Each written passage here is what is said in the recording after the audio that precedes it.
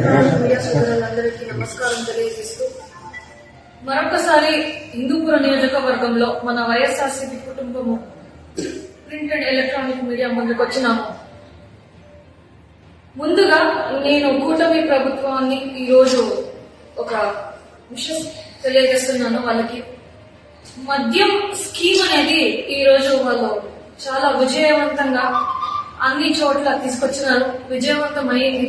ఈ రోజు దాన్ని ఎలా ఫలితాలు ఇస్తా ఉన్నాయని మేము మన హిందూపుర నియోజకవర్గంలో నిన్న మధ్యాహ్నం నుంచి చూస్తున్నాం. ఏమిటంటే ఒక సంఘటన జరిగింది అనమాట. చోళూరు పంచాయతీలో, హిందూపూర్ రూరల్ మండల్ చోళూరు పంచాయతీలో, చోళూరు అనే గ్రామంలో దాదాపు 15 మంది కలిపి కళ్ళు తాగి వాళ్ళు అస్వస్థతకి గురైనారు.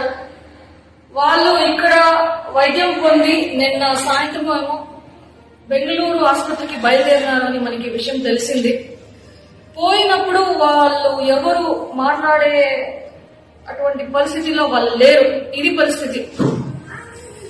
దీనికి ముందు కూడా చూసుకుంటే మన హిందూపుర నియోజకవర్గంలో మేము మద్యం పైన ఒక ప్రెస్ మీట్ అనేది పెట్టినాము. అప్పుడు కూడా మేము చెప్తున్నాము, లైసెన్స్ లేకుండా ఉండే షాపులు ఎక్కువ ఉన్నాయి, కల్తీ మందులు ఎక్కువ ఉన్నాయి, ధరలు కూడా ఎక్కువ, 10 రూపాయలు 20 రూపాయలు ఒక బాటిల్ పైన ఎక్కువ తీసుకుంటున్నారు.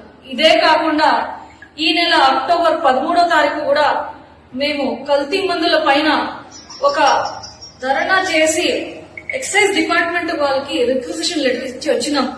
ఏదైతే కల్తీ మందులు ఉన్నాయో అవన్నీ మీరు సీజ్ చేయాలని. ఈ రోజు ప్రాణాలు పోగొట్టుకునే పరిస్థితి కూడా వచ్చింది హిందూపుర నియోజకవర్గంలో. దీన్ని ఖండిస్తూ ఇది ఎక్కువైతే గాన ప్రతి ఒక్కరూ రోడ్డుపైకి ఎక్కి వచ్చి మేమందరం ప్రజల పట్ల నిలబడి పోరాడతామని తెలియజేస్తూ కూటమి ప్రభుత్వానికి మేము హెచ్చరిస్తున్నాం. దీన్ని మీరు అరికడితే బాగుంటుంది, లేకుండా ఉంటే ప్రజలందరూ మీకు వ్యతిరేకత తెలుపుతూ వాళ్ళకి మేము ప్రజలకి మద్దతిస్తూ రోడ్డుపైకి ఎక్కి మీకు బుద్ధి చెప్పాల్సిన రోజు వస్తుంది. నేను కూటమి ప్రభుత్వాన్ని హెచ్చరిస్తాను. ఇప్పుడు బాధితులు చోళూరు గ్రామం నుంచి ఎవరైతే అస్వస్థతకి గురి అయినారో వాళ్ళ ప్రాణాలు ఇటో అటో అని ఆ సందర్భం ఏర్పడింది. ఈ రోజు ఏమైనా అయితే గాన వాళ్ళకి కూటమి ప్రభుత్వం వాళ్ళు ఒక రెస్పాన్సిబిలిటీ అనేది తీసుకొని వాళ్ళకి ఏమైనా ఈ డబ్బు సహాయం అనేది చేయాలని నేను కూటమి ప్రభుత్వాన్ని డిమాండ్ చేస్తున్నాను మన వైఎస్ఆర్సీపీ కుటుంబం తరఫున.